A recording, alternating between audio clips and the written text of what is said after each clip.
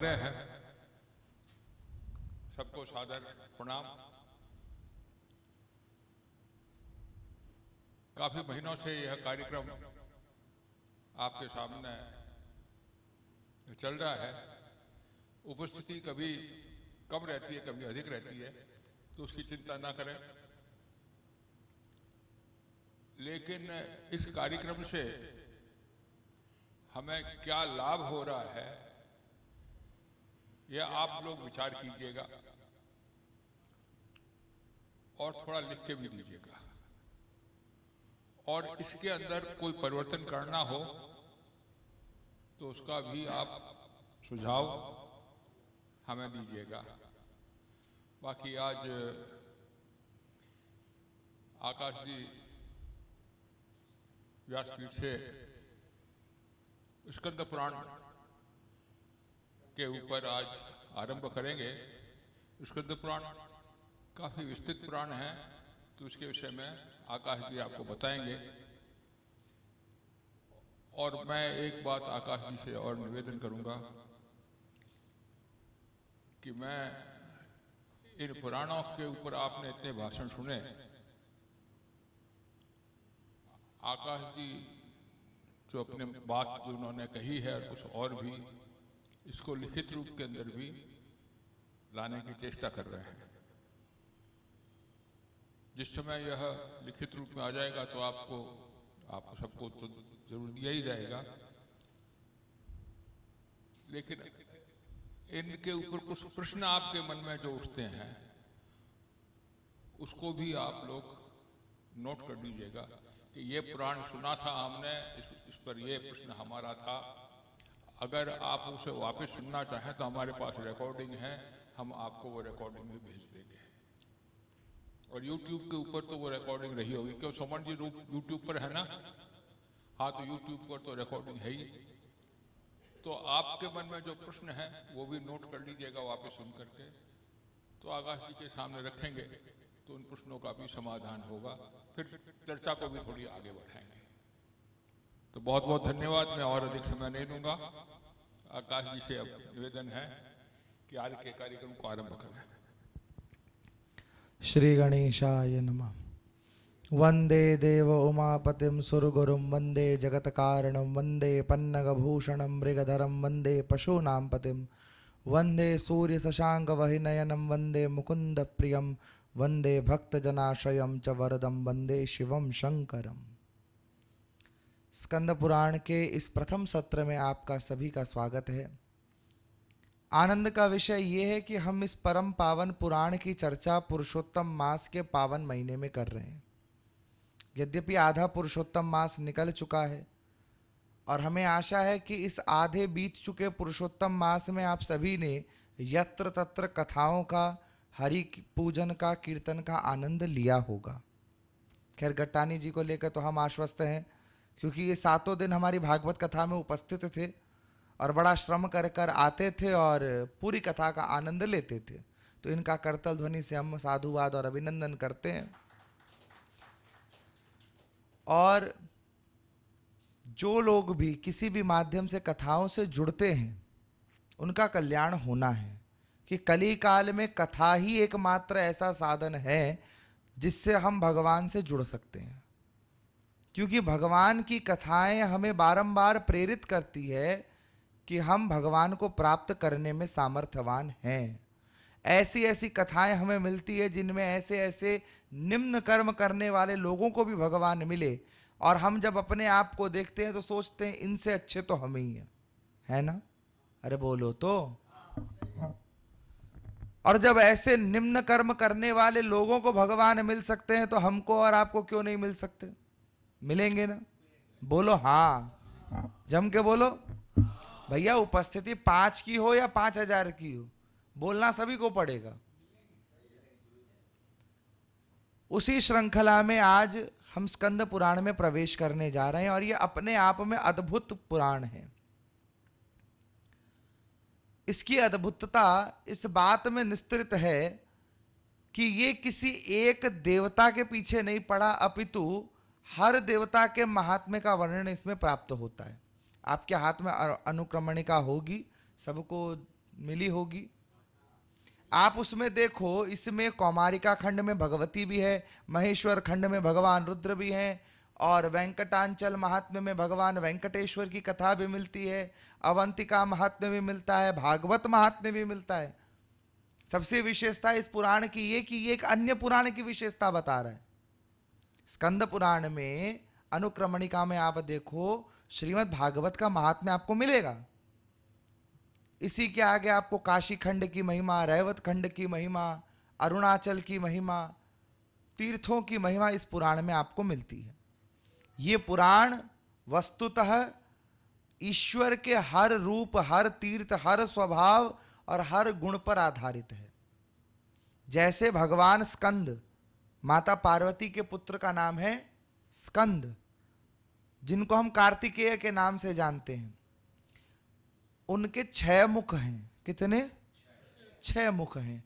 तो अध्यायवाद से अगर हम जाएं तो इस पुराण के 6 स्कंद हैं, जो गीता प्रेस की अनुक्रमणिका में उपलब्ध नहीं है। लेकिन यहां खंडात्मक स्कंद पुराण उपलब्ध है, जो कल्याण अंक से प्रकाशित हुआ था।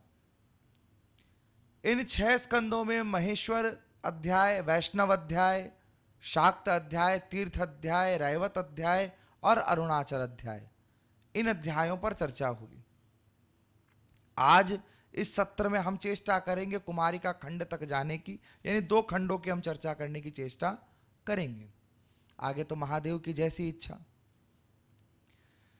इस रुद्र खंड में, महेश्वर खंड में जो विशेष कथा मिलती है, प्रारंभ इसका सती खंड से होता है। भगवती सती और दक्ष के संवाद से और दक्ष यज्ञ के विध्वंस से इस कथा का प्रारंभ होता है, और इस कथा का समापन द्वारिका में होता है। यदि आप इस कथा के अनुक्रमणिका से जाएं तो प्रारंभ सती खंड से और समापन द्वारिका अध्याय से है। यानी सती से शुरू होकर कृष्ण तक ये कथा जा रही है, सीधे शब्दों में यदि हम अर्थ लगाएं तो। और धीरे धीरे हमारी ये कथा भागवत की ओर बढ़ रही है।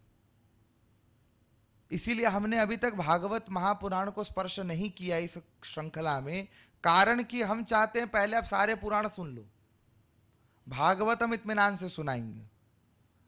उसके पीछे कारण है कि भागवत को कहा गया सर्वे सिद्धांत निष्पन्नम, और भागवत कहते समय हम चाहते हैं जब हम उदाहरण किसी अन्य पुराण का दें तो आप उसको रिलेट कर पाओ। ठीक? सती खंड की इस कथा में नैमिषारण्य में सूत जी से सभी ऋषि मुनि और उनके अग्रगण्य श्री शौनक जी महाराज प्रश्न करते हैं कि भगवान शिव को सती को खोना क्यों पड़ा? क्या ऐसी लीला हुई कि जो मृत्युंजय भगवान शंकर का मंत्र है, उन्हीं शंकर ने अपनी पत्नी को पुनर्जीवित नहीं किया? मृत्युंजय मंत्र तो भगवान शंकर का ही है, और उन्हीं की पत्नी माता सती है, और सती माता को पुनर्जीवित वो कर सकते थे, कर सकते थे। अरे उनके मंत्र से जब शुक्राचार्य असुरों को जीवित कर देते थे, तो स्वयं महामृत्युंजय महाकाल रुद्र भगवान सती को जीवित क्यों नहीं करते? ऐसे प्रश्नों से यह कथा प्रारंभ हो रही है। तो व्यास शिष्य श्री सूत जी महाराज अपने गुरु परंपरा को प्रणाम करते हैं। देखो, व्यास जी की गुरु परंपरा बड़ी विशिष्ट है। ब्रह्मा जी से चली है व्यास जी की गुरु परंपरा।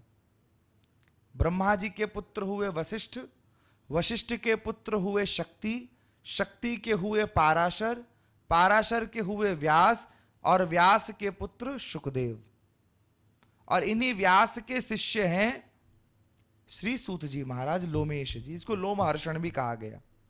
इन्हें वरदान है, इनके शरीर पर जितने रोम हैं, जितने बाल हैं इनके शरीर पर, उतने युगों तक ये पृथ्वी पर रहेंगे। और यही कारण कि सूत जी महाराज को हर कथा के प्रारंभ में आप प्राप्त करोगे। जो इतने कालखंड से पृथ्वी पर विराजमान है, उन्हें ही पता होगा पृथ्वी पर कैसा कैसा परिवर्तन आया, ईश्वर ने कौन कौन सी लीलाएं की और क्यों की। ठीक? पाराशर मुनि के सिद्धांत में कथा प्राप्त होती है कि जब वशिष्ठ ऋषि के पुत्र हुए थे शक्ति, शक्ति की पत्नी जब गर्भवती थी, गर्भ में पाराशर मुनि थे, उसी समय एक राक्षस आया और शक्ति समेत समस्त वशिष्ठ पुत्रों को खा गया, नष्ट कर दिया। इस पुत्र मोह में पड़ करके वशिष्ठ और अरुणधति ये दोनों पर्वत की चोटी पर जा पहुंचे और पर्वत की चोटी पर जाकर अपना प्राणांत करना चाहते थे। पृथ्वी माता ने इन्हें अपनी गोद में थामा, इन्हें धैर्य बंधाया और वशिष्ठ और अरुणधति इन दोनों को समझाया कि ये संसार आने और जाने की कहानी है, जो आया है सो जाएगा। अपने कर्मानुकूल होकर के ही ये सारी पृथ्वी, ये सारा जीव जगत अपने अपने कर्म में लगा है। जब ये सारी चर्चा हो रही थी तो शक्ति की जो गर्भिणी पत्नी थी वो वहां उपस्थित हुई और उस समय उनके गर्भ से पाराशर ने वेद की ऋचा कही। वशिष्ठ समझ गए ये कोई साधारण बालक तो है नहीं, निश्चित ही कोई विशेष बालक है। तब वशिष्ठ के सामने भगवान नारायण प्रकट हुए और प्रकट होकर के कहा, हे वशिष्ठ, अपने इस पौत्र का तुम लालन पालन करके इसे वेद वेदांग में पारंगत करो। यद्यपि मेरे अंश से प्रकट होने वाला ये बालक समस्त शास्त्रों का विशारद होगा, परंतु तुम्हारा पौत्र होने के नाते गुरु परंपरा में तुम्हारा शिष्य होगा। विचार करो, ये वही वशिष्ठ हैं जो राम के गुरु हुए, जिन्होंने राम का सायुज्य प्राप्त किया, राम का सामीप्य प्राप्त किया, पर राम की माया इतनी प्रबल कि राम को जानने के बाद भी लीलावश वशिष्ठ और अरुणधति ये दोनों मोह में पड़ गए। अरुणधति भी कोई साधारण देवी नहीं है। इसका प्रमाण शिव पुराण से प्राप्त होता है कि जब ब्रह्मा जी के मन से देवी संध्या प्रकट हुई, संध्या के मोह में ब्रह्मा पड़े। देवी संध्या के मोह में जब पड़े तो शिव ने आकाशवाणी करके ब्रह्मा जी को खूब डांटा। अब सृष्टि के विधाता को कोई डांट दे, वो भी सब देवताओं के सामने, तो लज्जा तो आएगी।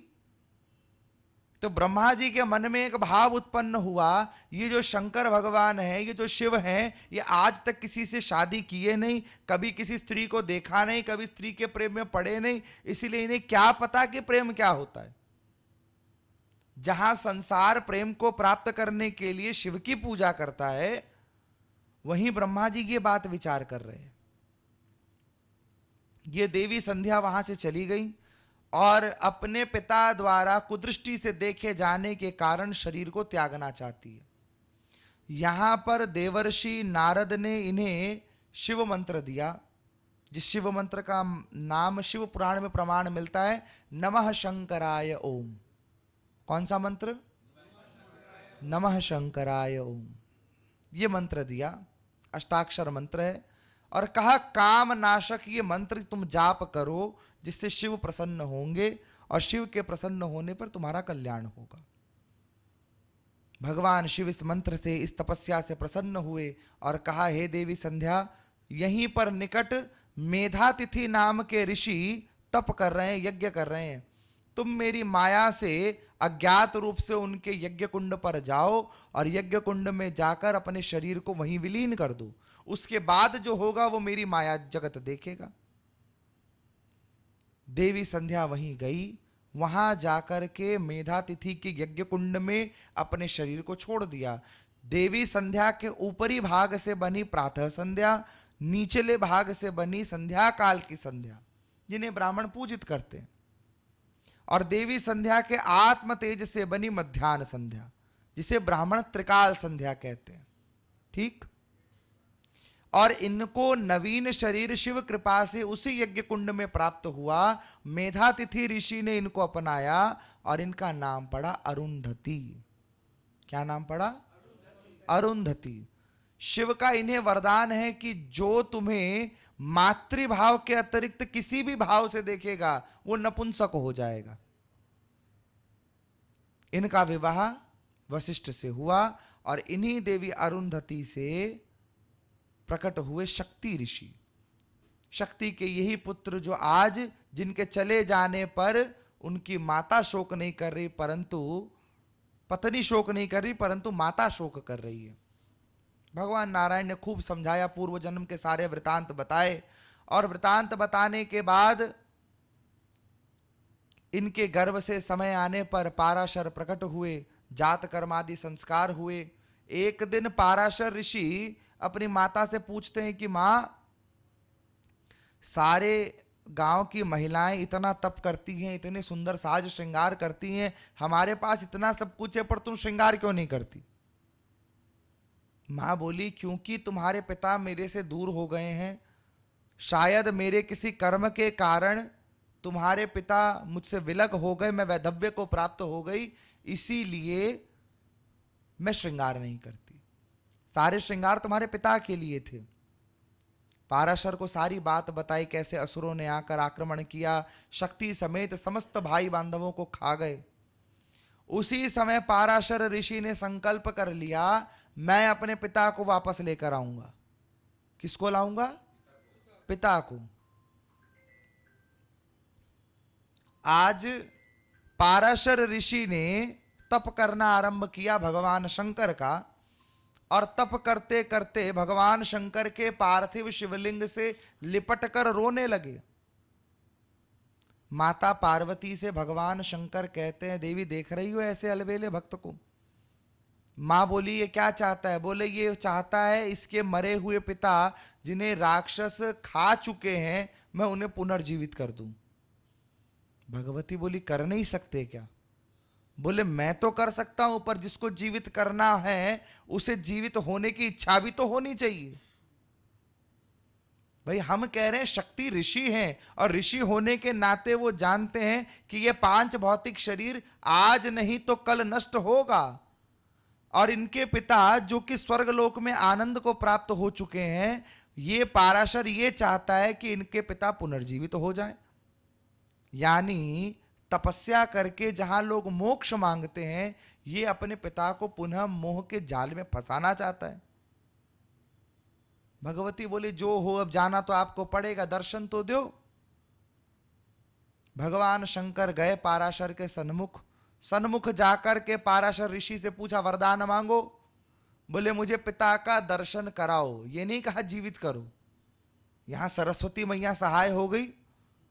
कहा मुझे पिता का दर्शन कराओ, तो भगवान शंकर बोले, बढ़िया बचे अपन तो, अभी बोल देता जीवित करो तो फंस जाते। आज भगवान शंकर ने शक्ति ऋषि को स्वर्गलोक से आवाहित किया, तो दिव्य विमान पर बैठकर शक्ति महामुनि उन्हें दर्शन देते हैं। उनकी पत्नी उन्हें आज श्रृंगार रस के साथ दर्शन प्राप्त करती है, और समस्त श्रृंगारों के साथ शक्ति समेत उनकी अर्धांगिनी पितृलोक में वास करते हैं। शक्ति जाते जाते वचन देते हैं कि हे पुत्र पाराशर, तुम्हारे ही कुल में ईश्वर के परम उपासक श्री नारायण भगवान के परम कृपा पात्र और स्वयं नारायण भी अंश से अवतार लेंगे। इन्हीं पाराशर ऋषि के पुत्र हुए कृष्ण द्वैपायन वेदव्यास जी, जिन्हें भगवान नारायण का अवतार कहा गया। कृष्णम नारायणम वंदे कृष्णम वंदे ब्रजप्रियम, कृष्णम द्वैपायनम वंदे कृष्णम वंदे पृथासुतम। कृष्ण द्वैपायन भगवान श्री वेदव्यास का प्रादुर्भाव हुआ। इन्हीं कृष्ण द्वैपायन वेदव्यास के पुत्र हुए श्री सुखदेव जी, जिनकी कथा भागवत में कई बार सुनते हो। यम प्रव्रजंत मनुपेतमपेत कृत्यम द्वैपायनम विरह कातरया जुहाव, पुत्रेति तन्मयतया तरवोभिनेदुस्तम सर्वभूत हृदय मुनिमानतोस्मि। और व्यास जी के लिए तो कहा गया, व्यासाय विष्णु रूपाय। अनेक तत्वों से उन्हें संबोधित करके उन्हीं व्यास जी के परम कृपा पात्र शिष्य श्री सूत जी महाराज से आज शौनक महामुनि पूछते हैं, सती माता से शिव का विछोह क्यों हुआ? अभी हमने आपको बताया शिव पार्वती संग वार्तालाप कर रहे थे, तो शौनक जी का प्रश्न है, क्यों हुआ शिव का विछोह माता सती से? तो इसकी प्रासंगिकता भी हमें शिव पुराण से प्राप्त होती है। स्कंद पुराण संकेत करता है, परंतु यह प्रसंग विस्तार से हमें शिव पुराण और वायु पुराण में मिलता है। अभी हमने आपको बताया कि देवी संध्या के कारण ब्रह्मा जी को डांट पड़ी ना? अरे बोलो तो, पड़ी। अब देवी संध्या के कारण जब डांट पड़ी तो ब्रह्मा जी लगे तप करने जगदंबा का। बोले शिव को मोहने के लिए जगदम्बा के अलावा दूसरी देवी नहीं है। अच्छा, आप सबने ये बात सुनी होगी, भगवान शंकर ने कामदेव को भस्म कर दिया, कर दिया। अच्छा, आपको क्या लगता है भगवान शंकर की पहली बार ही समाधि तोड़ी और पहली बार में भस्म कर दिया होगा? क्या भगवान शंकर ने चांस नहीं दिया होगा? है जी, 3 बार चांस दिया भगवान शंकर ने। 3 बार में नहीं माना तो तीसरी बार में भगवान शंकर ने भस्म किया था। पहली बार कामदेव को जब भेजा भगवान शंकर के लिए, तो शंकर भगवान पर जैसे ही पुष्पबाण चलाए कामदेव ने, शंकर भगवान के उरु भाग से एक ऋतु प्रकट हो गई जो कामदेव से भी सुंदर थी, जिसका नाम पड़ गया वसंत ऋतु। कौन सी ऋतु? दूसरी बार जब कामदेव गया तो भगवान शंकर ने कामदेव को हुंकार मात्र से दूर कर दिया, दक्ष के आंगन में गिरा, और इस समय कामदेव का विवाह हुआ दक्ष की पुत्री रति से। किससे? रति से। तीसरी बार कामदेव जा नहीं रहा था, भेजा गया था। कामदेव के मन में सिर्फ यह भाव था कि मैं जाकर शिव को जगा दूंगा। पहली बार में वसंत मिला, दूसरी बार में रति मिली, इस बार ना जाने क्या मिलेगा। इसीलिए कहते हैं लालच बुरी बला है, लालच बुरी बला है। तो आज ब्रह्मा जी ने तप किया, ब्रह्मा जी ने तप करके भगवती को प्रसन्न किया। हे देवी, तुम इस रूप में प्रकट हो कि शिव तुम्हारे मुंह में भाव विभोर होके विग्वल हो जाएं। भगवती बोली ऐसा करना शंकर के संग ठीक नहीं होगा, सृष्टि के लिए विनाशकारी होगा। ब्रह्मा जी नहीं माने, ब्रह्मा जी नहीं माने। तो कहा ठीक है, तुम अपने योग्य किसी पुत्र को, जिसे तुम मेरा पिता बनाना चाहते हो, उसे कहो मेरा तप करे। और देवी ने अपना नवार्ण मंत्र दिया, ऐं ह्रीं क्लीं चामुंडाय विच्चे, ये मंत्र दिया। इस मंत्र को ब्रह्मा जी ने दक्ष प्रजापति को दिया।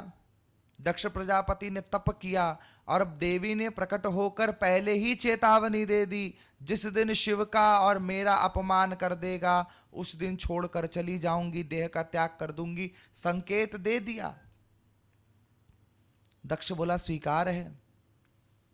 और दक्ष ने सहर्ष शिव का विवाह माता सती से करवाया था, वहां तक कोई दिक्कत नहीं थी। दिक्कत कब हुई? दक्ष ने एक बार एक यज्ञ करवाया। क्या करवाया? सारे देवता आए, भगवान शिव भी आए। ब्रह्मा जी ने दक्ष को प्रणाम नहीं किया। दक्ष जब एंटर कर रहे थे, ब्रह्मा जी ने दक्ष को प्रणाम नहीं किया। क्यों? क्योंकि पिता है, दक्ष के पिता है। भगवान विष्णु ने प्रणाम नहीं किया क्योंकि दक्ष के आराध्य हैं। शिव ने प्रणाम इसीलिए नहीं किया, शिव सोचे ब्रह्मा और विष्णु तो मेरे ही चेले हैं। ब्रह्मा विष्णु शिव को प्रणाम करते हैं, मैं दक्ष को प्रणाम क्यों करूं? तो सो ब्रह्मा जी विष्णु जी की तरह शिव ने भी प्रणाम नहीं किया। अब ब्रह्मा विष्णु की बात का तो बुरा नहीं लगा, पर शिव की बात का बुरा लग गया।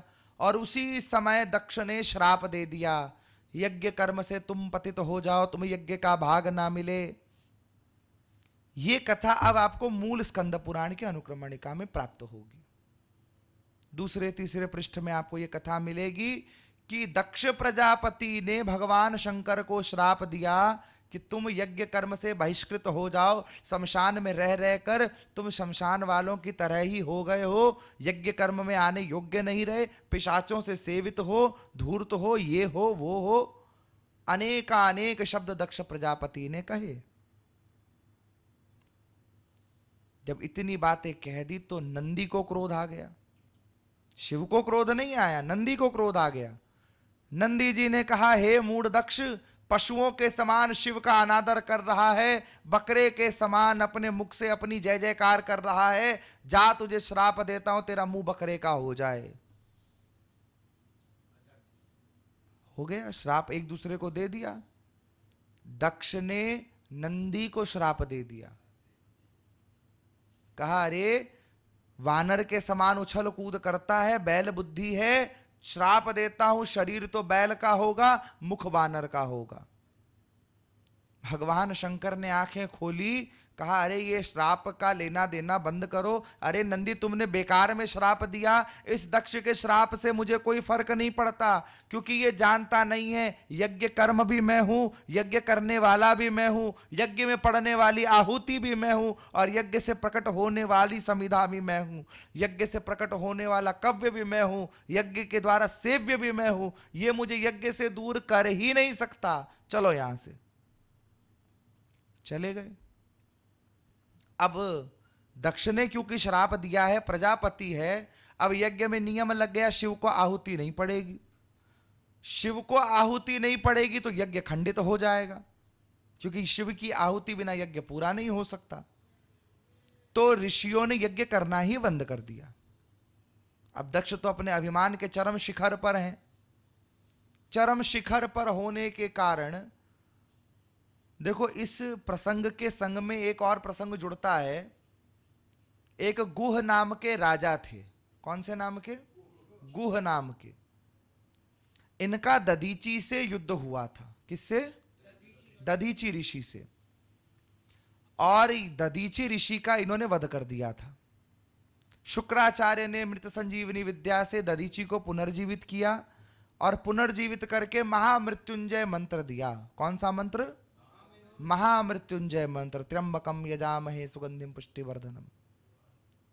इस मंत्र को देकर के शुक्राचार्य ने शिव की उपासना करवाई। शिव प्रसन्न हुए और शिव ने वरदान दिया, हे दधीची तुम मेरे ही समान हो जाओ, वज्र की देह हो, कोई तुम्हें मार ना सके, युद्ध में तुम कभी पराजित ना हो, और मेरे अवतार को तुम धारण करो।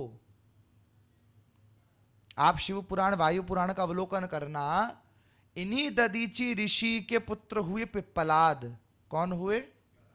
पिप्पलाद, जो भगवान शंकर के 19 अवतारों में से एक हैं।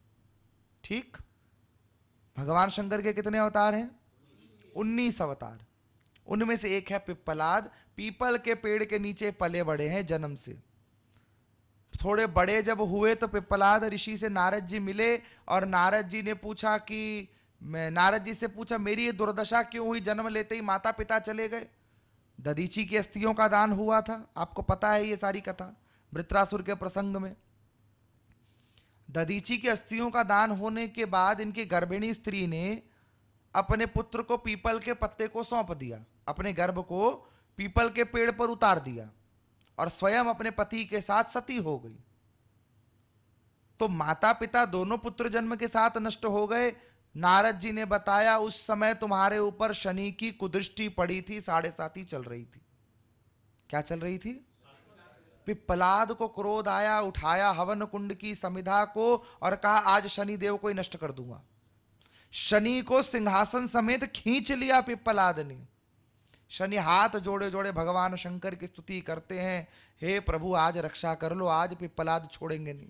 यह हमारे भारत के ऋषियों की समिधा है, यह हमारे भारत के ऋषियों की मेधा शक्ति है। ये देवताओं से नहीं डरते, देवता इनसे डरते हैं। शनि देव जिनका नाम सुनकर लोग दूर भाग जाते हैं, उन शनि को सिंहासन समेत खींच लिया, और खींच करके पिप्पलाद ने कहा हवन में आहुति दे दूंगा तुम्हारी आज। भगवान ब्रह्मा आए, आकर सारी बात समझी, समझ करके शनि को कहा आज से हम एक नया विधान बनाते हैं, जिस किसी व्यक्ति पर शनि की कुदृष्टि पड़े वो पिप्पलाद देव की स्तुति करे, पिप्पलाद ऋषि की स्तुति करे, नियमित रूप से उस पर से शनि की कुदृष्टि का प्रभाव नष्ट हो जाता है, और साथ में शनि उसके कल्याणकारी मित्र बन जाते हैं। किसकी स्तुति करे? पिप्पलाद। पिप्पलाद स्तुति आपको शिव पुराण में प्राप्त हो जाएगी, खोजना जा करके, गूगल पर नहीं मिलेगी, अभी बता देते हैं। गूगल पर नहीं मिलेगी क्योंकि उन्हें इतनी स्तुतियों की जानकारी नहीं है, अभी भी नहीं मिलेगी, नहीं मिलेगी। आप चैट जीपीटी, वो अपनी मनगढ़ंत कुछ भी स्तुति बना के आजकल देने लगा है, वो अलग संस्कृत का आचार्य हुआ है चैट जीपीटी। आप कुछ भी, हमने कल उसमें एक श्लोक लिखा, यावत कर्म समारंभे तावत त्वं सन्निधो भव। वो चैट जीपीटी कह रहा है कि इस श्लोक को ऋग्वेद से निकाला गया है। वस्तुतः इस श्लोक का साधारण अर्थ है, जब तक कर्म चल रहा है आप यहां विराजिए, यावत कर्म समारंभ तावत त्वम सन्निधो भव। जो संस्कृत थोड़ी भी जानता है उसे भी इसका अर्थ पता है, और वो ऋग्वेद से खोज रहा है, तो भैया ऐसे आचार्यों को प्रणाम करो। पिप्पलाद स्तुति शिव पुराण में प्राप्त हो जाएगी, ग्रंथ यहां उपलब्ध है, खोजिए, थोड़ी मेहनत करिए। हम आपको स्तुति बता सकते हैं, पर हम चाहते हैं कि आप मेहनत करो।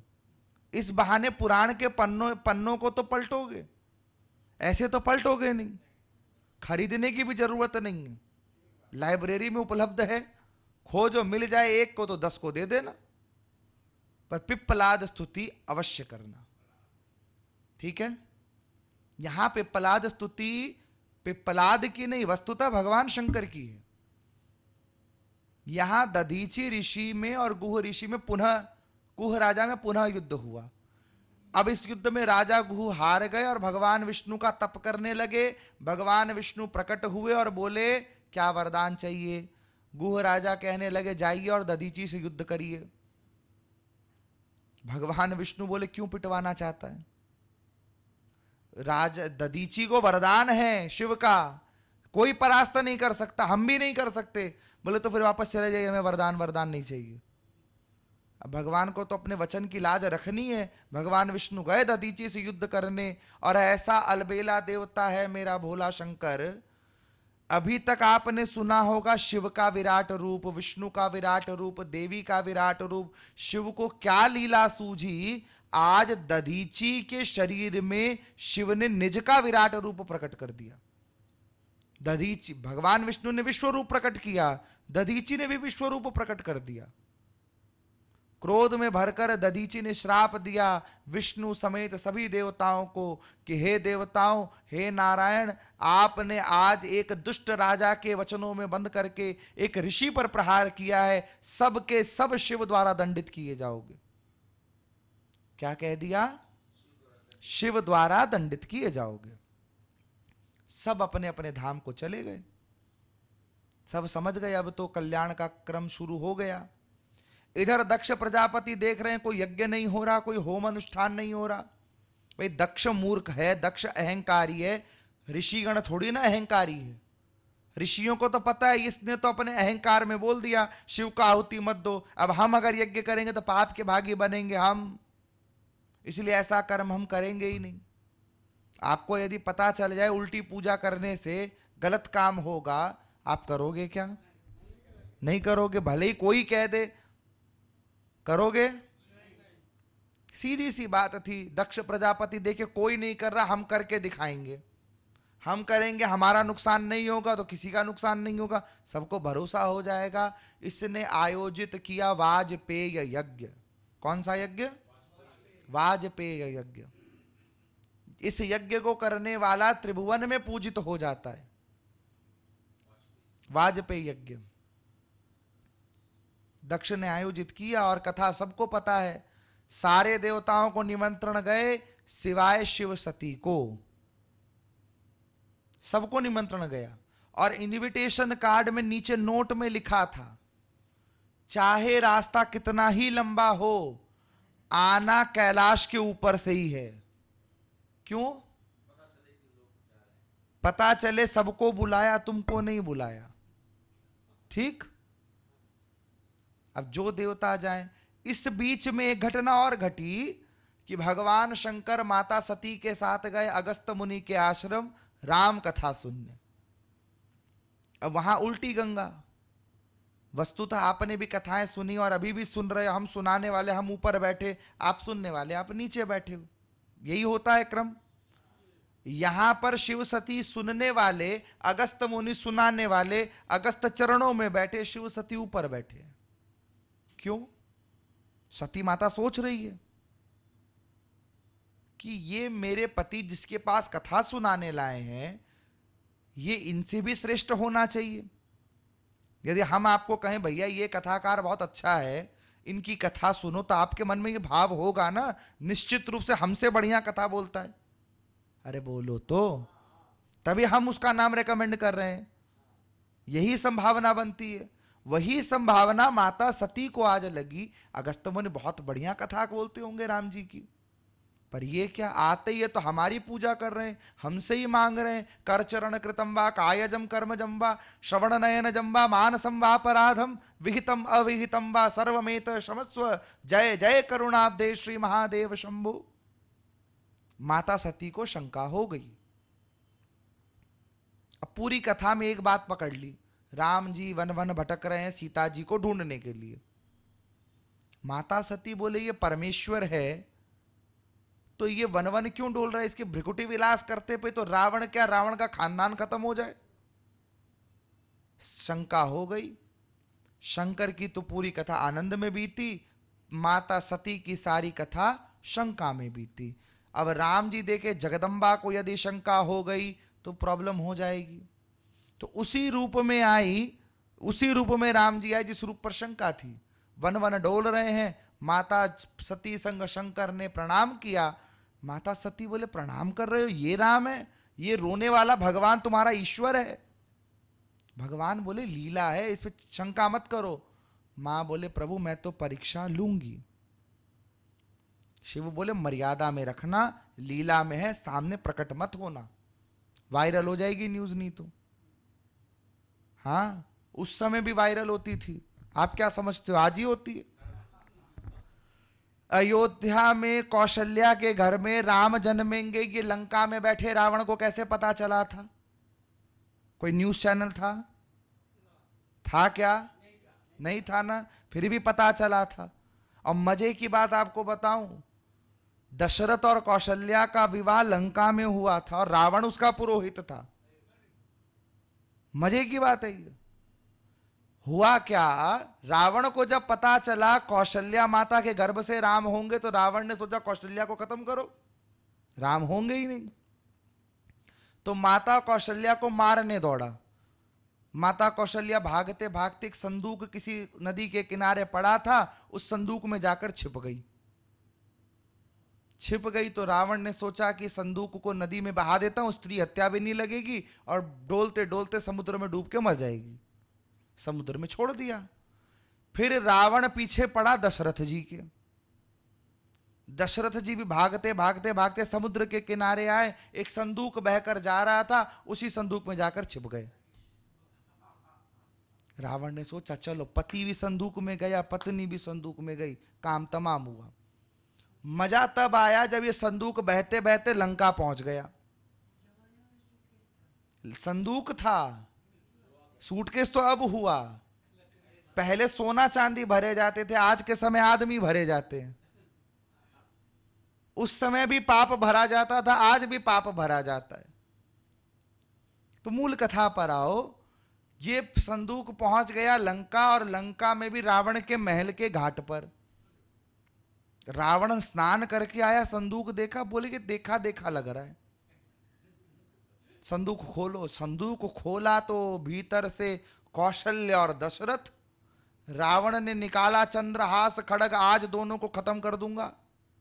ब्रह्मा जी आ गए, सुन तू दोनों को मारना चाहता है, अगर तू आज इनको मारना चाहता है तो राम इंतजार नहीं करेंगे, आज ही राम प्रकट होंगे और तेरा भी नाश कर देंगे। बोल क्या चाहता है, अभी मरेगा या 100-150 बरस बाद मरेगा?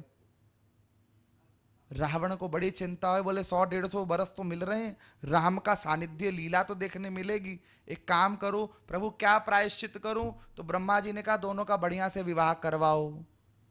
रावण पुरोहित बना, कौशल्य और दशरथ का विवाह करवाया। ये कथा मिलेगी आनंद रामायण में आपको। कौन सी रामायण में? वशिष्ठ कृतम आनंद रामायणम मिलेगी वहां पर ये कथा।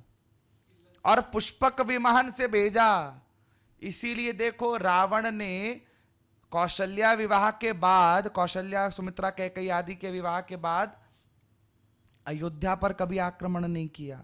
विश्वामित्र के घर में आक्रमण हुआ ना, ऋषियों के घर में आक्रमण हुआ। क्या दशरथ जी के घर में आक्रमण नहीं कर सकता था? क्या वहां यज्ञ नहीं होते थे?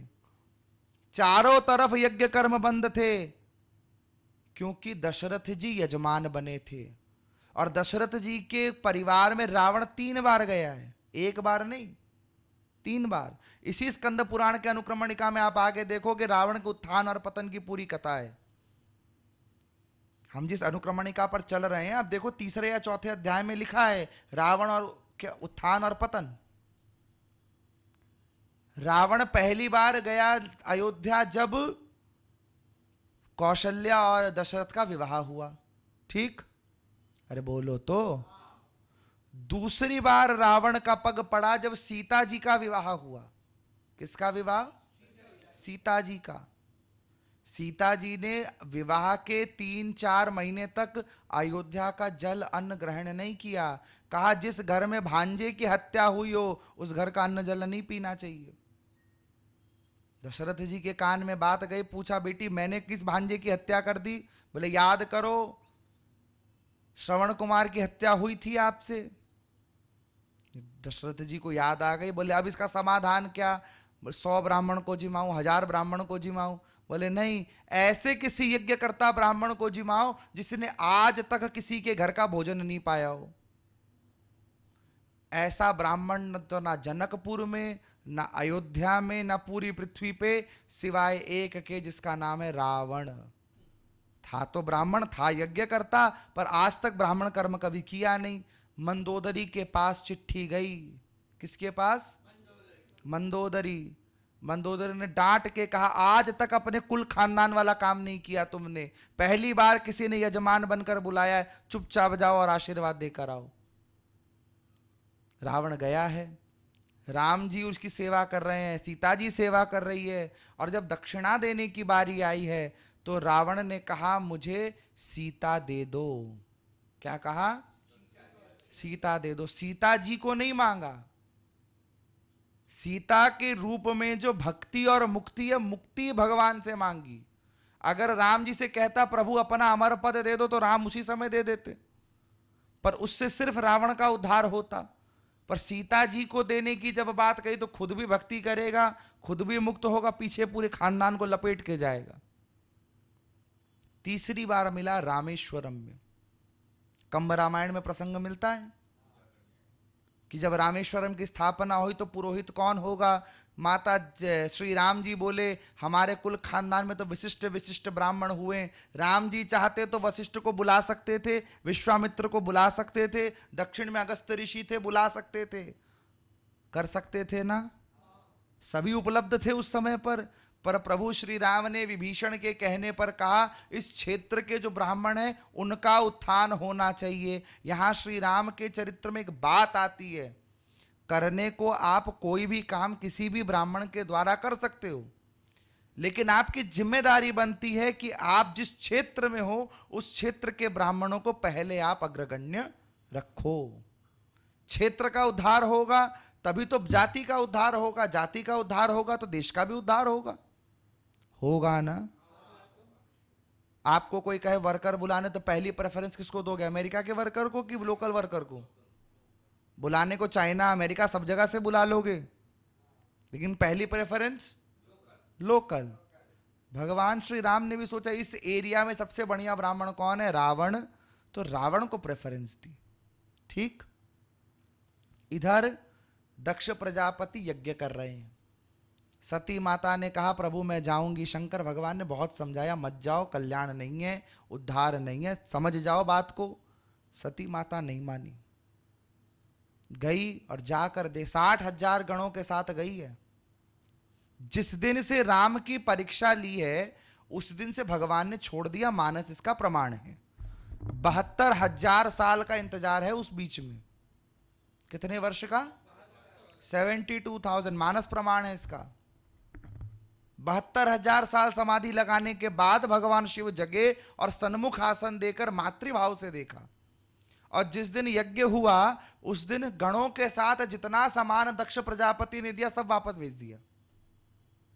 सब कुछ वापस देने के बाद माता सती जब गई और देखा कि शिव का स्थान नहीं है, बड़ी कुपित हुई और लोग कहते यज्ञ कुंड में कूद गई। यज्ञ कुंड की अग्नि में उतनी सामर्थ्य नहीं कि जगदम्बा की साड़ी के रोम को भी स्पर्श कर दे। माता सती ने योगाग्नि द्वारा अपने शरीर में अग्नि प्रकट की दक्ष को बहुत डांटा। उसी समय दक्ष को याद आ गई भगवती की कही हुई बात कि जिस दिन शिव शक्ति का अपमान करेगा नष्ट भ्रष्ट हो जाएगा। दधीची ने इस यज्ञ में आकर भी श्राप दे दिया था, शिव का स्थान नहीं है, नष्ट हो जाओगे। आज दक्ष प्रजापति के इस यज्ञ में 60,000 गण जो भगवती के साथ आए थे, उन्होंने उत्पात मचाना शुरू किया। ऋषियों ने यज्ञ में आहुति डाली, यज्ञ रक्षा करने वाले देवता प्रकट हुए, गणों को दूर भगाया। भगे भगे गए सारे भगवान शंकर के पास। हे शिव, हे सनातन, हे त्रिनेत्र, हे त्रयंबक, आपकी जय हो। देवी सती को अग्नि ने ग्रास कर लिया। दक्ष के अहंकार ने माता सती को लील लिया। अब भगवान शंकर लगे लीला में आने, तांडव मचा दिया और तांडव मचाकर वीरभद्र को प्रकट किया। और वीरभद्र को प्रकट करने के बाद भगवान शिव शंकर ने आज माता सती के अपमान का प्रतिशोध लिया। एक एक देवता को पकड़ पकड़ के मारा वीरभद्र ने। क्या किया? पकड़ पकड़ के मारा। 12 आदित्यों में से एक के तो दांत ही तोड़ दिए। भग नाम के आदित्य हैं, भग, भगेश, भार्गव आदि जो आदित्य हैं, इनमें से भग नाम के आदित्य के दांत तोड़ दिए, अत्रि ऋषि की दाढ़ी नोच दी, किसी के हाथ तोड़ दिए, किसी के पांव तोड़ दिए। भगवान विष्णु तो रूप को छोड़कर काल रूप से भागे। तीनों लोक में कोई ठौर नहीं जहां पर वीरभद्र पहुंचता नहीं था। जहां वीरभद्र बंद गया वहां भद्रकाली उसमें आकर समा गई। दोनों ने मिलकर भयंकर उत्पात मचाया। भगवान शंकर ने माता सती की देह को कांधे पर रखा। आकाशवाणी ने भगवान विष्णु से कहा, आप सती की देह को शिव से दूर करो। 52 शक्तिपीठ हुए। देखो, शक्तिपीठों को लेकर ग्रंथ में अलग अलग मान्यताएं हैं। किसी ग्रंथ में 18 बताए, किसी में 52, किसी में 72, और देवी भागवत कहता है 108 शक्तिपीठ हैं। कितने? 108। और देवी ने स्वयं कहा है सारे शक्तिपीठ पूजनीय हैं, पर देवी का जो सर्वप्रिय शक्तिपीठ है वो है देवी कामाख्या। कौन सा? देवी कामाख्या। कहा जो कोई शक्तिपीठ दर्शन ना कर पाए वो मेरे कामाक्षी शक्तिपीठ के यदि दर्शन कर ले, उसे सारे शक्तिपीठों के दर्शन का फल प्राप्त हो जाता है। यद्यपि कई स्थान लुप्त हैं, कई स्थान प्रकट हैं, 52 मुख्य रूप से स्वीकृत है। देवी भागवत 108 का प्रमाण देती है। भगवान शंकर ने अपने स्वरूप को स्थानांतरित किया और कैलाश के शिखरों पर जाकर के ध्यानस्थ हो गए। सारे देवताओं में हाहाकार मच गया। अब दक्ष का अंत हो गया और वीरभद्र ने दक्ष के सर का होम कर दिया। उसी यज्ञ कुंड में दक्ष के सर को आहुति दे दी। सारे देवता ब्रह्मा जी को आगे करके चले, प्रभु आप चलो, शिव को मनाओ। जब तक शिव नहीं मानेंगे तब तक कुछ कल्याण हो नहीं सकता। ब्रह्मा जी के संग सारे देवता पहुंचे, भगवान शंकर का स्वरूप देखा। भगवान शंकर के इस लोक में 14 द्वार हैं। कितने? 14 द्वार, जिनमें से दूसरे द्वार का रक्षक है कीर्तिमुख। कौन? कीर्तिमुख। और आखिरी द्वार का 14वें द्वार का रक्षक है भगवान श्री नंदिकेश्वर, इन्हें नंदी भी कहते हैं। इन 14 द्वारों वाले भगवान शिव के उस भव्य समाधि स्थल में जब देवताओं ने प्रवेश किया तो देखा भगवान शंकर पंचवक्त्र स्वरूप में विराजमान है। कौन से रूप में? पंचवक्त्र। वहां का तोता भी नमः शिवाय का जाप कर रहा है। किसका जाप कर रहा है? नमः शिवाय का। भगवान शंकर को देखकर खूब स्तुति की। स्तुति करने के बाद शिव ने कहा, क्या चाहते हो? प्रभु यज्ञ खंडित हो गया, आप चाहो तो पूरा हो जाए। शंकर भगवान पहुंचे और देखकर हंसने लगे। हंसकर पूछ रहे, ये किसने कर दिया? क्या पूछ रहे हैं?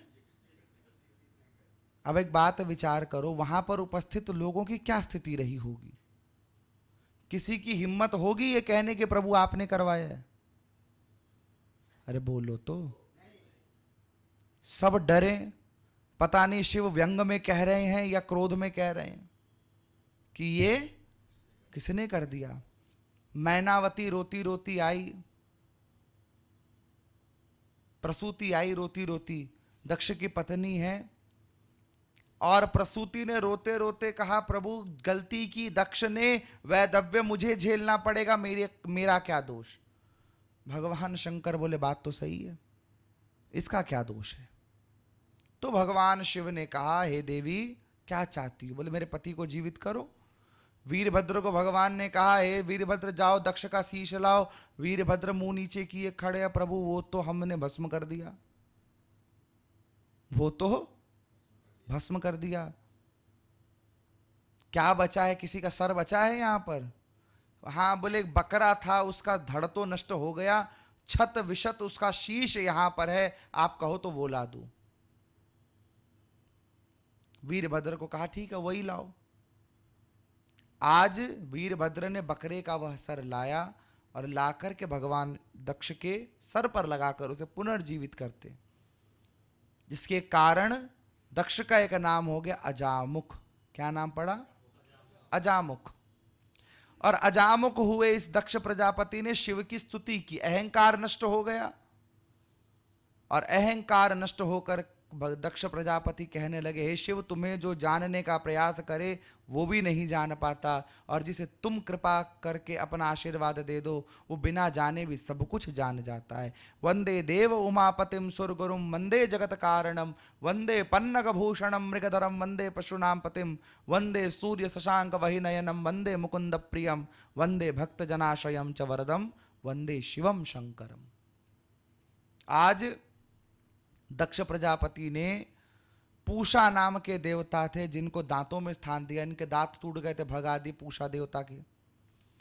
भगवान विष्णु को काल रूप में स्थान दिया, और यत्र तत्र देवता जिनके हाथ पांव टूटे थे सबको स्वस्थ करके यज्ञ पूरा करवाया। इसके आगे की कथा में भगवान शिव की पूजा की विधि बताई है। भगवान शिव कहते हैं यूं तो मैं एक बूंद जल से भी प्रसन्न हो जाता हूं, लेकिन शिव का पूजन भगवान शिव स्वयं बता रहे हैं राजाओं के समान होना चाहिए। सोने चांदी हीरे मोती रत्न लावण्य से मेरा पूजन होना चाहिए।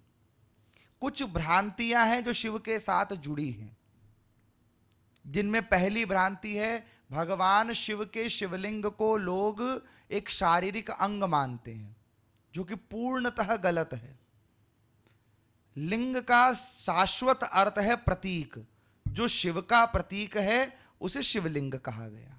ठीक जैसे भगवती का भी लिंग रूप में ही पूजन होता है, पिंडी रूप में, भगवान नारायण का भी शालिग्राम शिला रूप में, उसी तरह भगवान शिव का शिवलिंग में। दूसरी भ्रांति जो भगवान शिव से जुड़ी कि शिव भांग खाते हैं, शिव धतूरा खाते हैं, जुड़ी है ना, शिव गांजा पीते हैं, किसी पुराण में नहीं लिखा, किसी पुराण में नहीं लिखा। एक हो तो खोज के ले आओ। कहीं शिव ने भांग खाई, कहीं शिव ने धतूरा खा। धतूरा चढ़ता है, खाते नहीं है भगवान। चढ़ाने का विधान है भगवान को, परंतु खिलाने का विधान नहीं है। अभी एक नया चलन चला शिव मंदिरों में, लोग भगवान शंकर पर जल चढ़ाकर नीचे से जल पकड़कर आचमन कर लेते हैं, गलत है।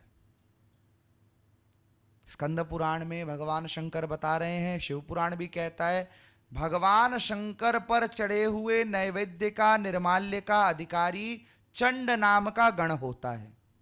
कौन होता है? चंड नाम का गण। आचमन करने का विधान उसको कहा गया जो सविधि भगवान शंकर पर जल चढ़ाए विशेष परिस्थितियों में, वो भी ब्राह्मण द्वारा प्रदत्त हो, अपने ने इधर से चढ़ाया उधर से लिया और पा लिया, दोषपूर्ण है, नहीं करना चाहिए। शंकर के मंदिर में उल्टा बेलपत्र चढ़ाओ, सीधा बेलपत्र चढ़ाओ, कोई फर्क नहीं पड़ता।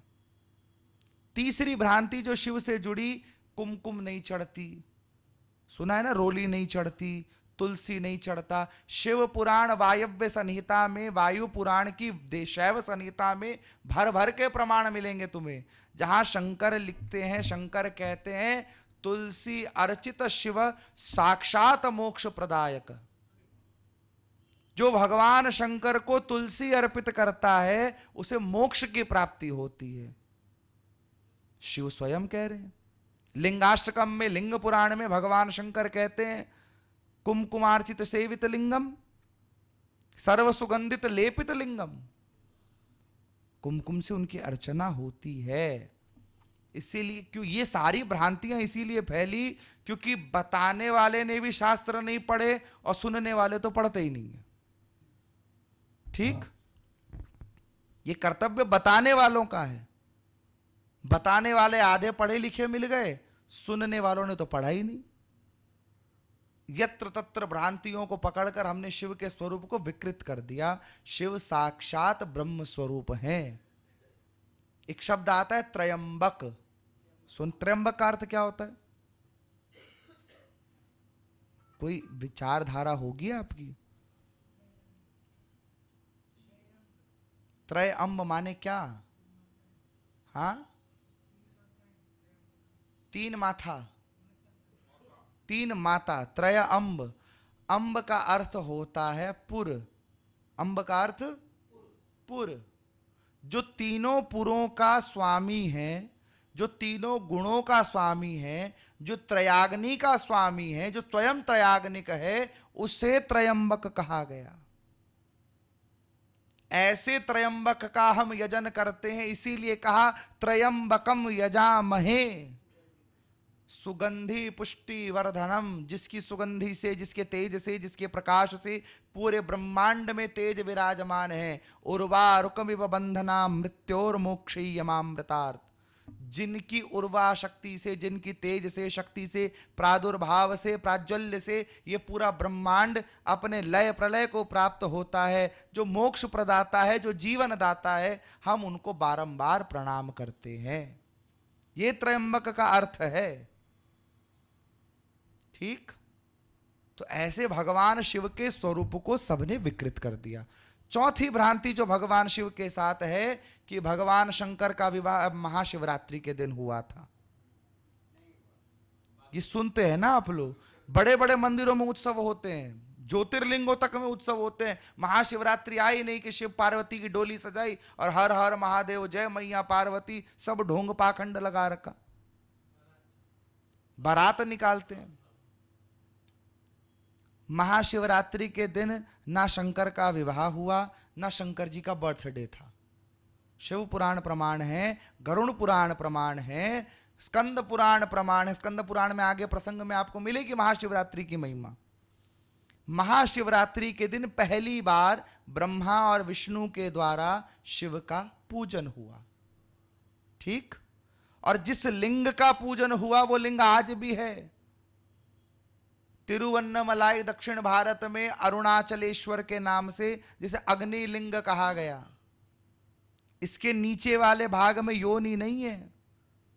वो तो हाटकेश्वर में जब भगवान गुजरात प्रदेश में प्रकट हुए, वहां पर भगवान योनि के साथ प्रकट हुए।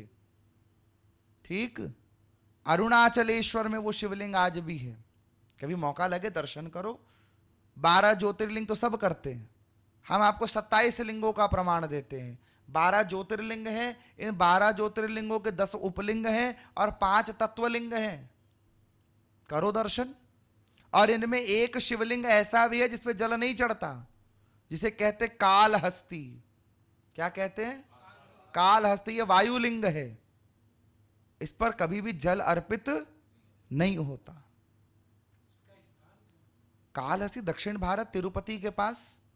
ये 5 तत्वलिंग तिरुपति के आसपास के क्षेत्रों में है। माता सती के जाने के बाद शंकर भगवान अपने स्वरूप की विस्तृत व्याख्या करते हैं। तो हम चर्चा पर थे भगवान शंकर का विवाह। शिव का विवाह महाशिवरात्रि पर नहीं हुआ। हर महीने शिवरात्रि आती है, जो रात्रि चतुर्दशी सम्यक होती है उसे शिवरात्रि कहा गया। 12 महीनों में 24 शिवरात्रि होती है। कई लोग 12 मानते हैं, कई लोग 24 मानते हैं, अपनी अपनी धारणा है। चतुर्दशी दोनों पक्षों की शिव की रात्रि है। देवी भागवत में देवी भी कहती है चतुर्दशी रात्रि मम पूजाम करिष्यः सर्व भोग प्रदायक। जो चतुर्दशी की रात्रि को जागरण करके मेरी पूजा करता है, मैं उसे सारे भोग प्रदान करती हूं। कई लोगों को गाड़ी खरीदने का बड़ा मन होता है ना? अरे बोलो तो, वाहन का सुख चाहिए हो अगर, भगवान शंकर कहते हैं मुझ पर चमेली का तेल चढ़ाओ। किसका? चमेली का, लेकिन सविधि। रुद्री पाठ में यदि लघु रुद्री आप करवाओ कभी भी, उस लघु रुद्री में भगवान शंकर का अभिषेक चमेली के तेल से करो, भगवान शिव आपको वाहन का सुख देंगे। अलग अलग भगवान शंकर ने उपाय बताए। जल चढ़ाने से शांति मिलती है, दूध चढ़ाने से आपको आयु की वृद्धि होती है, शक्कर और दूध मिलाने से पुत्र का कल्याण होता है। शक्कर चीनी नहीं हो, गुड़ की चीनी जो शक्कर बनती है, खांड जिसे कहते हैं, उसे मिलाकर दूध में जब शंकर का अभिषेक करो तो पुत्र का कल्याण होता है। गन्ने का रस चढ़ाने से श्री की वृद्धि होती है, नारियल का जल चढ़ाने से शांति की प्राप्ति होती है, तेल चढ़ाने से शत्रुओं का नाश होता है। सरसों का तेल प्रयोग मत करना खुद से। हाँ, ये पता चला कल ही पहुंच गए 10-15 आदमी मंदिर में, सरसों का तेल ले, बोले महाराज जी बोल रहे थे कथा में। ये सारे उपाय विधि से, लाल मिर्च तक चढ़ाने का उपाय बताया है। जिसके कर्ज बहुत हो, बहुत लोग कर्ज से परेशान होते हैं, वो यदि सविधि ब्राह्मणों की अध्यक्षता में लाल मिर्च से शिव का अभिषेक करें, कर्ज से मुक्ति मिलती है। करने मत लग जाना कल जाके, क्योंकि विधि अनिवार्य है। पता चला शंकर पे कल रो लिए चंदन के साथ लाल मिर्ची झोंक दी, पाप तुम्हें चढ़ेगा, संग संग हमें भी चढ़ेगा। डिस्क्लेमर दे रहे हैं आपको। भगवान शंकर पर बहुत सी चीजें चढ़ाने का विधान है, भांग चढ़ाने का विधान नहीं आया। शिव ने कहीं नहीं कहा मुझ पर भांग चढ़ाओ, पर दक्ष के श्राप में यह बात जरूर आई, जो शिव से दूर होंगे वो भांग मांस मदिरा को शिव का स्वरूप मानकर शिव से दूर होते चले जाएंगे। यहां पर भांग का नाम आया। अब यदि आपको भांग प्यारी है तो आप शिव से दूर हैं, शिव प्यारा है तो भांग से दूर है, दोनों साथ साथ नहीं चल सकती। और फिर भी यदि कोई कहे भैया हमें तो शिव चाहिए और भांग भी चाहिए, तो शिव ने अगर भांग पी थी, संग में जहर भी पिया था। करो तो पूरा करो, वरना ये कोई मत करो। भगवान कृष्ण के लिए लोग कहते हैं कृष्ण ने गोवर्धन उठाया, कृष्ण ने 16,108 विवाह की, हम भी करें तो क्या? भगवान कृष्ण ने गोवर्धन उठाया, भगवान कृष्ण ने 16,108 विवाह किए, लाखों गोपियों के संग भगवान ने महारास किया, भगवान ने गीता का उपदेश भी किया। आप कर सकते हो? अरे बोलो तो। उस कृष्ण ने विश्व रूप भी दिखाया, आप दिखा सकते हो? वो एक नाग की कालिया की फणाली पर नाचा, तुम एक नाग को हाथ में भी ले सकते हो? हैं, भगवान ने किया, हम भी करेंगे, हलवा है?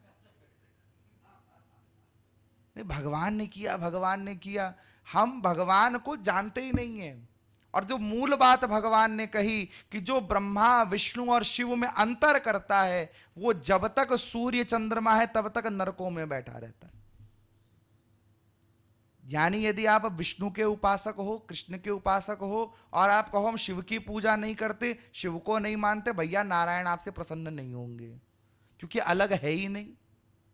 ये बिल्कुल वैसी ही बात है कि जो भारतीय विद्या मंदिर के संस्थापक हैं, हम उनकी तो बड़ी प्रशंसा करते हैं, परंतु वही व्यक्ति यदि सिंप्लेक्स ऑफिस में बैठे हो, हम उनकी प्रशंसा ना करें, ऐसा चलेगा क्या? क्योंकि दोनों एक ही हैं, अलग नहीं है। हैं क्या? उसी प्रकार ब्रह्मा विष्णु शिव अलग अलग नहीं है, एक ही रूप है। इस पर एक बड़ा सुंदर प्रसंग हमें याद आ रहा है। आपने नाम सुना होगा श्री विट्ठलनाथ भगवान का, सुना है? पंढरपुर में विराजमान, महाराष्ट्र में, और कमर पर यूं हाथ देकर खड़े हैं। खड़े हैं ना? अरे बोलो तो। सो गए क्या? नहीं, कईयों को कथा में नींद बहुत आती है, इस तरह खड़े हैं। उनका एक भक्त था जिसने ये भगवान से आशीर्वाद लिया, मन्नत मांगी, मेरे पुत्र होगा तो बढ़िया सोने का कमरबंद आपको चढ़ाऊंगा। समय बीता, पुत्र हो गया। इसने अपने एक मित्र को जाकर कहा, जो सुनार था और कट्टर शिव भक्त था, कट्टर। नाम था श्रीधर। क्या नाम था? श्रीधर। कहा देखो जा, हमें विट्ठल के लिए कमरबंद बनवाना, नाप ले लो, जाकर बनवा दो। इसने मुंह से नाम भी नहीं लेना, कहता है जाकर नाप लेके आ जाओ उसका। किसका? उसका। नाम नहीं लेगा मुंह से। इसे कोई कहो जय श्रीमन नारायण तो कहेगा हर हर महादेव। इतना कट्टर। अब भगवान जब तुम्हें नाच नचाने पर आ जाए ना, तुम्हें कोई बचा नहीं सकता, ये याद रखना। भगवान को तो लीला सूझ गई, और वो भी कृष्ण को लीला सूझे, जिसकी लीला से भगवान शंकर भी दूर से हाथ जोड़े, बोले ये नाच नचाने आए, तो यशोदा मैया के द्वार पर ही खड़ा कर दिया। भीतर घुसने नहीं दिया तो नहीं दिया। आज भगवान विट्ठल का नाप लेकर सब आया, बढ़िया सोने की कमरबंद बंधी, और कमरबंद लेकर के ये गए मंदिर में, तो 2 अंगुल छोटी पड़ गई। फिर आई, अब 2 अंगुल बड़ी बन गई। फिर आई, फिर छोटी, फिर गई, फिर बड़ी। सबने कहा अरे काम करो, तुम खुद जाकर नाप लो। बोले शिव शिव शिव शिव, मैं और उसके मंदिर में जाऊं? मैं शिव के अलावा किसी मंदिर में नहीं जाता। बोले काम करो, आंख पर पट्टी बांध लो। अरे आंख पर पट्टी भी बांध लूंगा तो भी हाथों से छूना तो पड़ेगा। बोले हाथों में दस्ताने पहन लो, नाप लेकर आओ तुम। अब जैसे ही मंदिर में पहुंचा, आंखों पर पट्टी बंधी, हाथों में दस्ताने हैं, ठाकुर जी के सामने खड़ा कर दिया। और खड़ा करने के बाद कहा अब अपने हाथों से अब टटोलने लगा। बोले सामने ठाकुर जी खड़े हैं, नाप लो। अब ये सबसे पहले हाथ लगाता है चरणों पर। चरणों पर हाथ लगाया तो देखे कड़ूले पहने हैं। विचार करने लगा विट्ठलनाथ तो पाजेब पहनते हैं, कड़े तो मेरे भगवान शंकर पहनते हैं। धीरे धीरे धीरे ऊपर हाथ उठाया तो हाथ में मृग छाला आ गई। फिर ऊपर हाथ उठाया तो देखा कि गले में रुंड मुंड की माला है। और तुरंत अपनी आंखें खोली तो सामने विट्ठलनाथ ऐसे करके खड़ा है। अब फिर आंख बंद, अरे मेरा धर्म भ्रष्ट कर दिया, मेरी सारी भक्ति नष्ट कर दी, किसको देख लिया मैंने। फिर आंखें बंद करी, फिर वापस छुए तो फिर शंकर, आंख खोले तो फिर विट्ठल। अब समझ में आ गई सारी लीला। और आज जब आंखों से पट्टी हटाई श्री ठाकुर जी ने, कहा तू मत हटा, मैं हटाता हूं। आज भगवान ने संसार की पट्टी नहीं, माया की पट्टी हटा दी। हटाने के बाद भक्त श्रीधर को जब दर्शन कराया तो कभी मुरली बजाते महादेव मिले, तो कभी डमरू बजाते श्री विट्ठलनाथ भगवान मिल रहे हैं। आज भक्त और भगवान का अद्भुत मिलन हुआ, अंतर नहीं है दोनों में। एको रूपम द्वितीयो नास्ति। आज की कथा को इसी प्रसंग पर हम विश्राम देंगे। अगले सत्र में शिव विवाह से हम आगे बढ़ेंगे। किसी का कोई प्रश्न हो तो आप करें।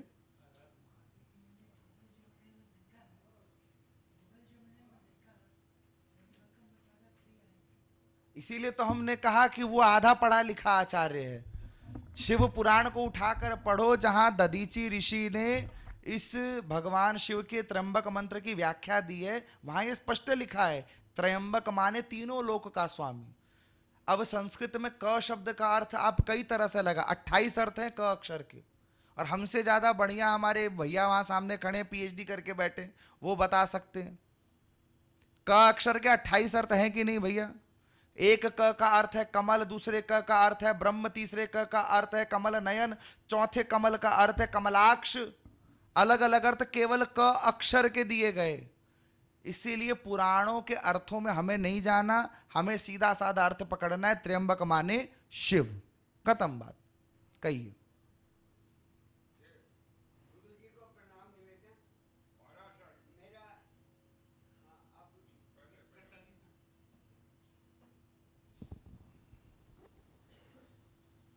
मेरे मन में एक शंका है कि एक व्यक्ति मान लीजिए 1 तारीख को, जो भी तिथि हो, 1 तारीख को इस संसार से विदा हो गया। डॉक्टर ने सर्टिफाई कर दिया कि ही इज नो मोर। 1 तारीख का डॉक्टर सर्टिफिकेट दे दिया। घाट पर उसको 2 तारीख को ले जाते हैं तो घाट का सर्टिफिकेट 2 तारीख को मिलेगा। इसमें मैं जानना चाहता हूं कि ये मान्य कौन सा होगा, उसकी देखो हम समझ गए, आप मृत्यु तिथि जानना चाह रहे हो कि उसका श्राद्ध किस तिथि पर निकलेगा। हाँ, किस तिथि पर? हमारे शरीर पर एक प्राणवायु होती है जिसका नाम है धनंजय, और वो प्राणवायु उस समय निकलती है जिस समय कपाल क्रिया की जाती है। पूर्व समय में ऋषिगण, संतगण, गृहस्थगण अपनी समाधि के द्वारा सहस्त्रार से सर को फोड़ लेते थे और प्राण निकल जाता था। तो जिस समय सहस्त्रार का भेदन हो, कपाल क्रिया हो, उसी समय को मृत्यु तिथि और सूतक माना जाता है। तो शरीर चाहे एक को खत्म हो, चाहे दो को खत्म हो, चाहे चार को खत्म हो, जिस समय कपाल क्रिया होती है उस समय की तिथि, उस समय की उदया तिथि मान्य हो जाती है। माइक आप आगे इनको दे दो।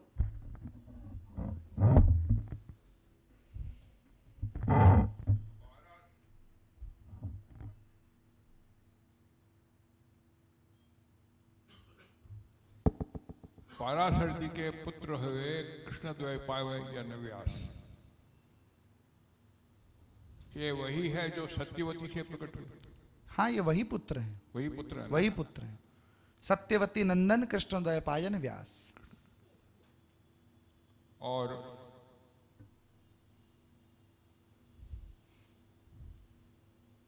दशरथ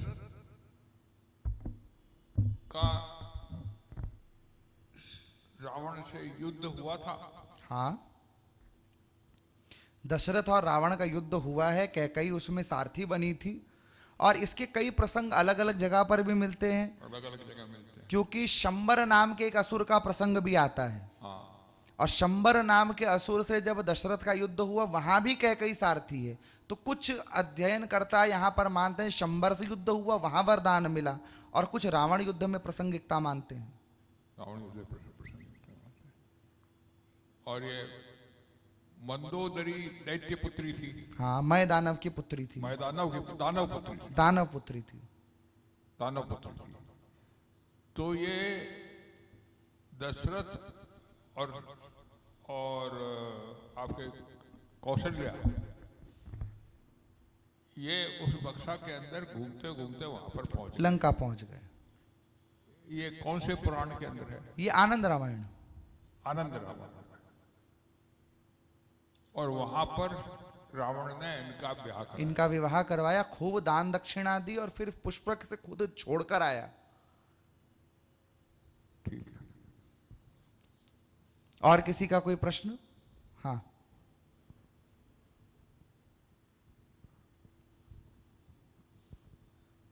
प्रणाम गुरुजी। मेरा एक क्वेश्चन है कि अर्थशास्त्र में कहा गया है कि योतिष्ठोमेन स्वर्ग काम यजेत, यतिष्ठोम यज्ञ द्वारा स्वर्ग लाभ किया जाता है। तो जिसके यज्ञ में यज्ञ साक्षात स्वरूप विष्णु जी उपस्थित है, वो परम वैष्णव दक्ष जी को क्यों भला ज्योतिष्ठोम यज्ञ करना पड़ा? क्योंकि नाम मात्र से ही तो स्वर्ग लाभ हो सकता है, और साक्षात विष्णु जी उधर खड़ा है, तो उनको अलग से ज्योतिष्ठोम याग क्यों करना पड़ा? देखो यहाँ पर एक बात आती है, शिव पुराण इसका प्रमाण देती है, नास्ति यज्ञ समम रिपु। यज्ञ के समान कोई मित्र नहीं और यज्ञ के समान कोई शत्रु नहीं है। क्योंकि दक्ष प्रजापति ने शिव विहीन यज्ञ किया, और शिव का जो अप्रिय हो जाए वो विष्णु का प्रिय नहीं हो सकता। और यज्ञ कर्म ऐसा कर्म है, सारे देवता उपस्थित हों, यदि उसमें भी यजमान की किसी प्रकार की अयोग्यता आ जाए तो वो यज्ञ सफल नहीं हो सकता। यद्यपि बाद में भगवान शिव की स्वीकार्यता पर यज्ञ सफल हुआ, पर जब तक उसमें न्यूनता रही तब तक वो सफल नहीं हो सकता, चाहे स्वयं विष्णु वहां पर उपस्थित क्यों ना हो। ये ऋषियों ने यज्ञ कराना बंद कर दिया था, ये आपने बताया। तो ये यज्ञ कर्म हुआ तो इसके अंदर किसी ऋषि ने तो कराया होगा। यहाँ पर दक्ष प्रजापति ने अंगिरा ऋषि को अपना होता बनाया था। अच्छा। और इसमें अत्रि ऋषि, जिनके मुख्य प्रधान ब्राह्मण बने, और अत्रि ऋषि की दाढ़ी और भृगु ऋषि की दाढ़ियां नोच दी गई थी, इसीलिए कि आपने यहाँ पर यज्ञ कर्म गलत तरीके से करवाया, तो आपको भी दंड का पात्र होना पड़ा। तो जब ऋषियों ने बंद कर दिया था तो फिर अत्रि ने और अंगिरा ने ये यज्ञ क्यों दक्ष कराया? के प्रभाव में आकर के, दक्ष के प्रभाव। दक्ष के प्रभाव में आकर। अच्छी बात। तो आज के अच्छा आपका प्रश्न है, कहिए। हाँ हाँ वही वाला, वही पाराशर मुनि आगे चलकर सत्यवती को पसंद करते हैं। उसी सत्यवती से कोहरे की छाया में एक कृष्ण द्वीप पर एक पुत्र प्रकट हुआ इन दोनों के संगम से, इसीलिए नाम पड़ा कृष्ण द्वैपायन। बाद में कहा तुम मेरे पुत्र को जन्म देने के बाद भी पूर्ण सती रूपा रहोगी, और बाद में इनका विवाह शांतनु से, शांतनु से फिर विचित्रवीर्य, विचित्रवीर्य से फिर आगे की वंश परंपरा चलती चली गई। मेरा एक क्वेश्चन और भी है। 18 पुराण में स्कंद पुराण का उल्लेख है, हाँ, और स्कंद को तो हर जगह में पूजा जाता है। किसी जगह में उनका स्कंद नाम से पूजा जाता है, किसी जगह पे मुरुगन से नाम से पूजा जाता है, किसी जगह पे सुब्रमण्यम स्वामी के नाम से, सुब्रमण्यम स्वामी, हाँ। तो हर जगह हमारे पश्चिम बंगाल में कुमार कार्तिकेय के स्वरूप में पूजा जाता है। तो इस स्कंद को एक जब मैं रिसर्च एक प्रोजेक्ट कर रहा था तो स्कंद को डेमी गॉड्स के हिसाब से माना जाता है। ये क्यों? मुख्य देवता के रूप में उससे क्यों पूजा नहीं जाता? इसके कारण के पीछे पुनः हमें शिव पुराण पर जाना पड़ता है, जहां पर प्रसंग मिलता है कि माता पार्वती और भगवान शंकर के गर्भ से, पार्वती के गर्भ से स्कंद का अवतरण नहीं हुआ। स्कंद का अवतरण हुआ शिव और पार्वती के तेज से। इस तेज को अग्नि देवता उठा करके ले गए। उन्हें लगा कि इसका जन्म हो नहीं पाएगा, उस तेज को वो सहन नहीं कर पाए तो तेज को दे दिया गंगा को। गंगा भी उस तेज को सहन नहीं कर पाई तो दे दिया कृतिकाओं को। कृतिकाओं ने इसको 6 भाग में बांटा। 6 भाग में बंटने के कारण स्कंद को षडमुख कहा गया।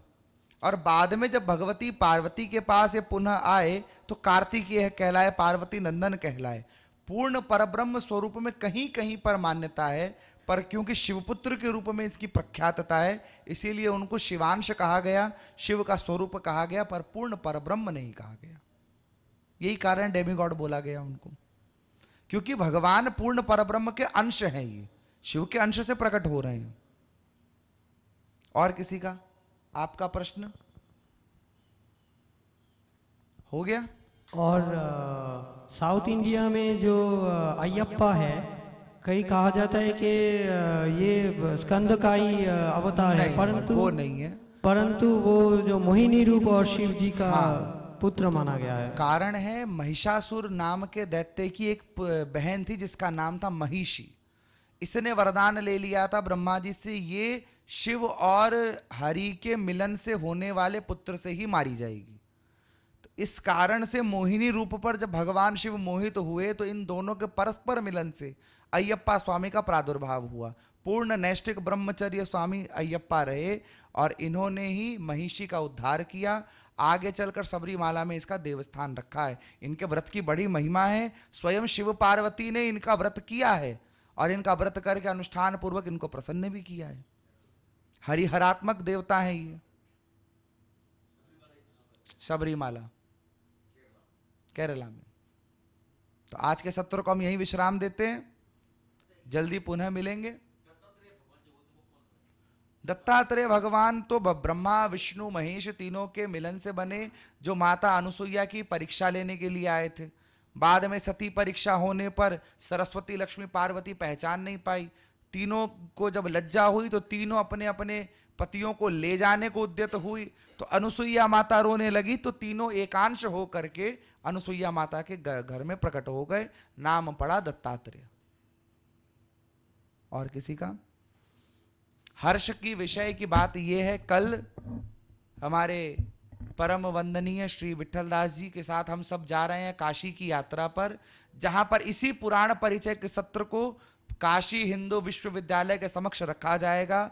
और शास्त्रार्थ समिति, जिन्होंने शंकराचार्यों का चयन करना होता है, उन समिति के द्वारा हमारे पूज्य श्री विठल काशी विद्वत परिषद के द्वारा हमारे परम वंदनीय श्री विठलदास जी का अभिनंदन है, वहाँ इनका वक्तव्य है, तो हम सब इनको बड़ी भूरी भूरी प्रशंसात्मक करतल ध्वनि से अभिनंदन करते हैं और आशा करते हैं ये पुराण परिचय का सत्र कलकत्ते से निकलकर ये धारा जैसे गंगा सागर तक गंगा गई है, हम उल्टी धारा में चलते हैं, हम गंगा की धारा को काशी में जाकर मिलाते हैं।